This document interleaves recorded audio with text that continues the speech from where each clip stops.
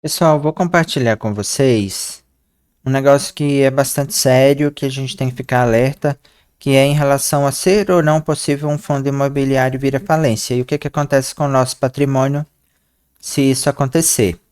Hoje nós temos R$ 6.000 investidos somente em fundos imobiliários. Por enquanto, isso é correspondente a 44% da nossa carteira. E a gente imagina que até junho nós teremos R$ 10.000 investidos, até o final do ano na faixa de R$ 20.000 investidos somente em fundos imobiliários.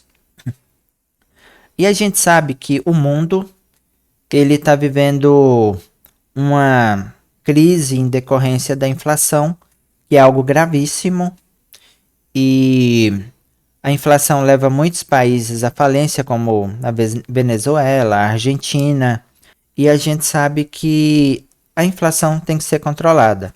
Para que isso seja controlado, os países do mundo eles aumentam a taxa de juros. A taxa de juros sendo aumentada, isso tem o objetivo exclusivo de causar uma crise, fazer com que as pessoas tenham menos dinheiro, que seja mais difícil para as pessoas e para as empresas ter acesso a dinheiro, a financiamento. Por isso vão contratar menos e vai ter menos dinheiro no mercado. Como as pessoas comprarão menos, a inflação vai diminuir. Ou seja, os países do mundo estão obrigados a efetivarem uma crise. E a gente tem visto demissões em massa em empresas de tecnologia dos Estados Unidos. A gente tem visto bancos imobiliários, bancos voltados ao comércio falirem, como o Credit Suisse da Suíça, como vários bancos relacionados à fintech dos Estados Unidos virem à falência. Isso está na mídia, vocês estão vendo banco falir, e a gente viu grandes corporações como as americanas, e várias outras empresas de e-commerce do Brasil calambeando, andando com pernas frágeis aí na situação financeira. Então, isso leva a crer que nossos fundos imobiliários podem possivelmente vir a quebrar também, já que empresas como Americanas, como o Banco Credit Suisse e outros estão vindo à falência, por que não um fundo imobiliário quebrar? Esse é o questionamento. Então eu quero mostrar para vocês, no nosso ponto de vista, se isso é ou não possível. E se porventura isso vir a acontecer, o que acontece com o nosso dinheiro, com o nosso patrimônio? E a outra pergunta é, o nosso patrimônio pessoal ele vai responder pelas dívidas do fundo imobiliário? Então a gente que é investidor deve ficar de olho aberto, porque senão não vale o risco. Antes de eu entrar no mérito da questão, eu convido a todos a se inscreverem no nosso canal. Agradeço aos 247 inscritos. E agora eu separei dois exemplos. Separei aqui o Equitare, que é um fundo de papéis, é um dos que tem o maior dividend yield da Bolsa Brasileira. E é um dos que possui a maior liquidez, é um dos maiores fundos imobiliários, ou seja, ele é uma referência em fundo imobiliário no Brasil. Separei ainda o HSML, que é o fundo imobiliário com maior dividend yield em relação a tijolos da área de shoppings. Ele é um dos que possui uma das maiores liquidezes também, praticamente 2 milhões de negociações dia. Então, separei dois fundos referência, altamente conhecidos, e quero compartilhar com vocês alguns cálculos. Vou começar pelo HSML, que é um fundo de shopping, e o que a gente vai fazer aqui? Ele investe em shopping espalhado em vários estados. Tá vendo aqui que o valor patrimonial dele é R$ 1.521.256.135. Nós vamos fazer o seguinte cálculo. Esse fundo imobiliário tem esse valor patrimonial, ele tem uma despesa fixa mensal, que vamos ver se a gente chega nela. Uma despesa fixa mensal de 5 milhões. Vamos deixar anotado aqui. 5.135.109.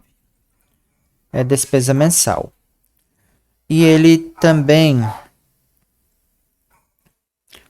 possui aqui...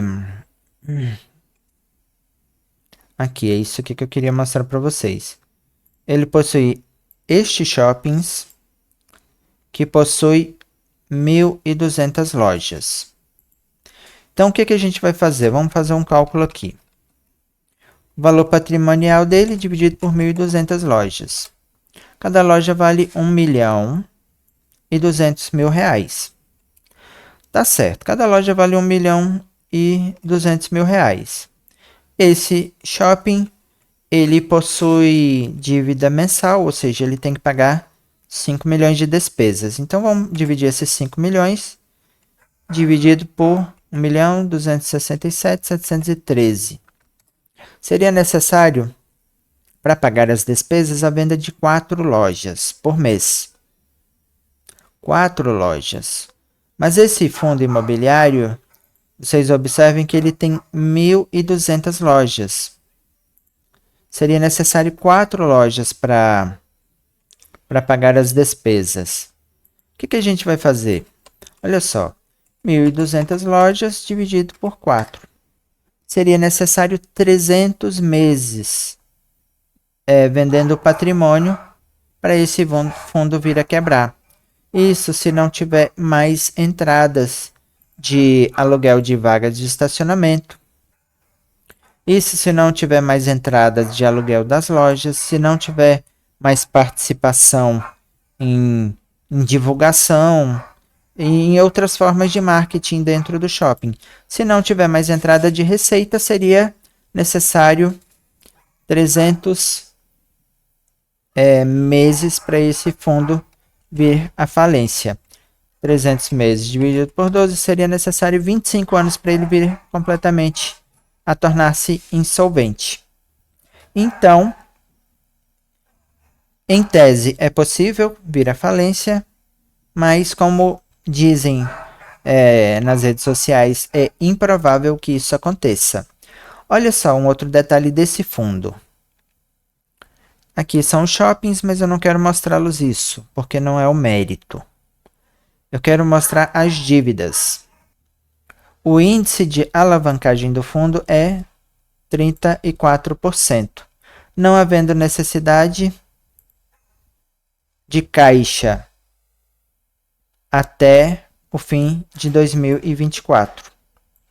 Pelo que eu entendi, tem um período de carência. O fundo está 34% alavancado.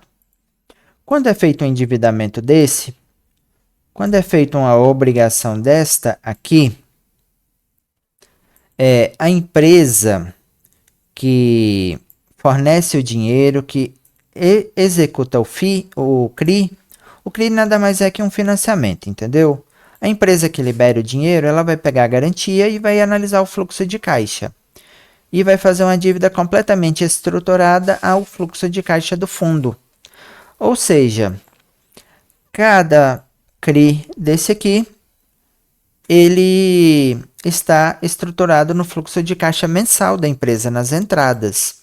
E, por exemplo, vou dar um exemplo para vocês. Um trabalhador que vai financiar uma casa. O que é a Caixa, o que é o Banco do Brasil, o que os outros bancos fazem? Eles comprometem até 30% da remuneração da pessoa. Ou seja, é uma dívida que cabe no orçamento, que o brasileiro consegue pagar. Aqui no fundo imobiliário também é uma dívida que cabe no orçamento do fundo imobiliário. Porque como vocês observam aqui no fluxo de caixa, olha só, o fundo imobiliário tem uma receita mensal de 20 milhões. Tem uma despesa de apenas 5 milhões.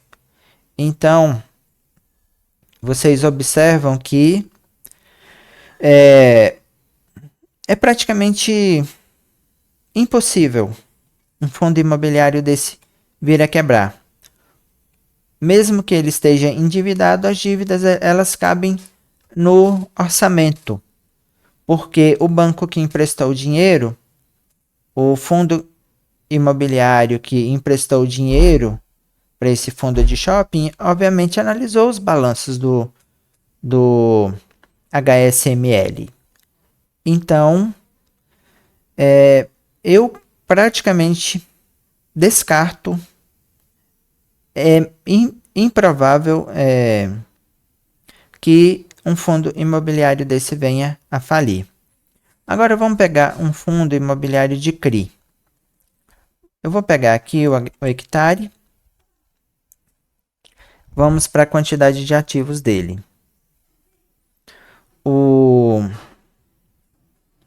Olha só.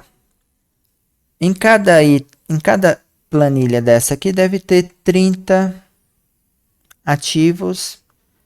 Aqui deve ter mais 30. Deve ter uns 70 ativos aqui. Esse fundo imobiliário de CRI, ou seja, ele faz financiamento. Cada financiamento desse aqui, ó. Cada financiamento desse pega uma garantia. Quando, por exemplo, a gente pega aqui apenas a título de exemplo, esse circuito de compras, que é um shopping, ele vai pegar as lojas do shopping como garantia.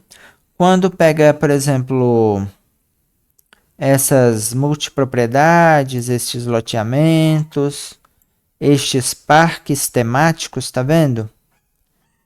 Existem várias garantias que esse fundo imobiliário pega.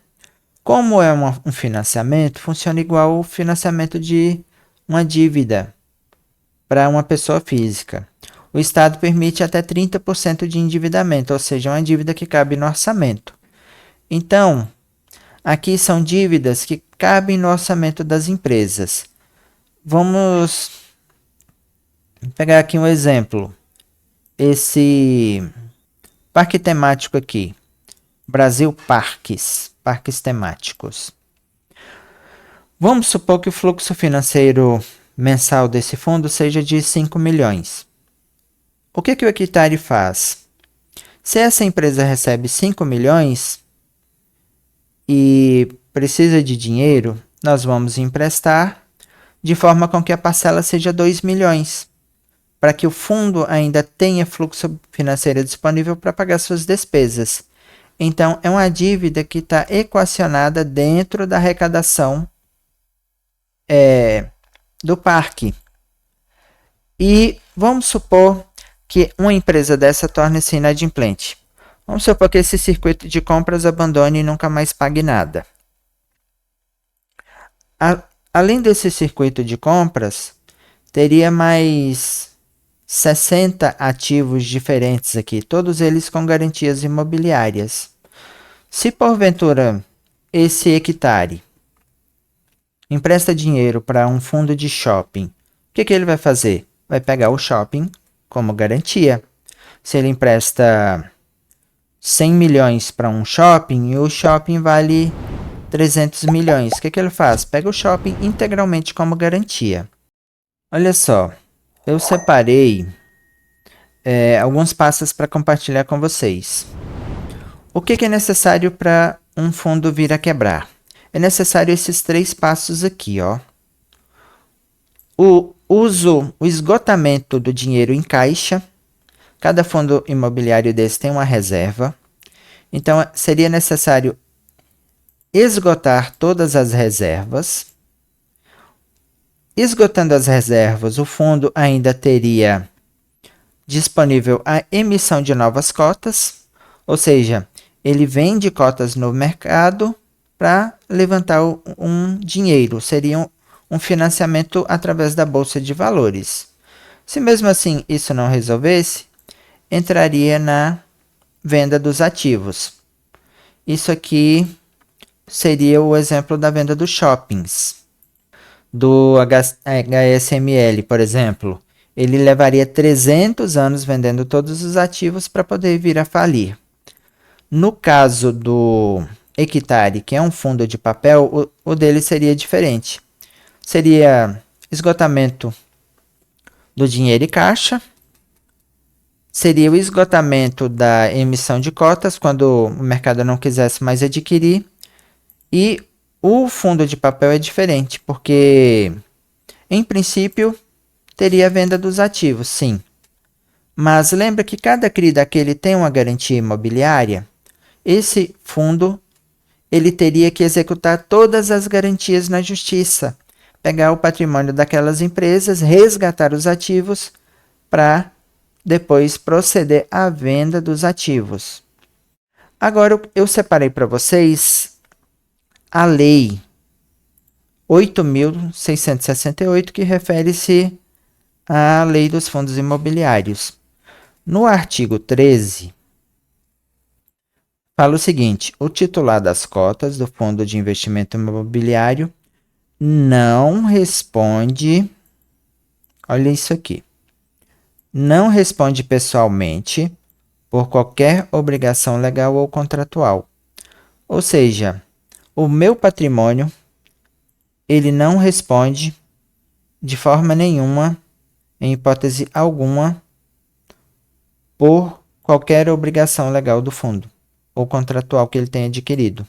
Então, se o fundo tornar-se inadimplente, se vier a quebrar, o meu patrimônio pessoal ele não responde. Aí o artigo ele diz o seguinte: não responde pessoalmente por qualquer obrigação legal ou contratual relativamente aos imóveis e empreendimentos integrantes do fundo ou da administradora, salvo quanto à obrigação de pagamento do valor integral da cota subscrita. Ou seja,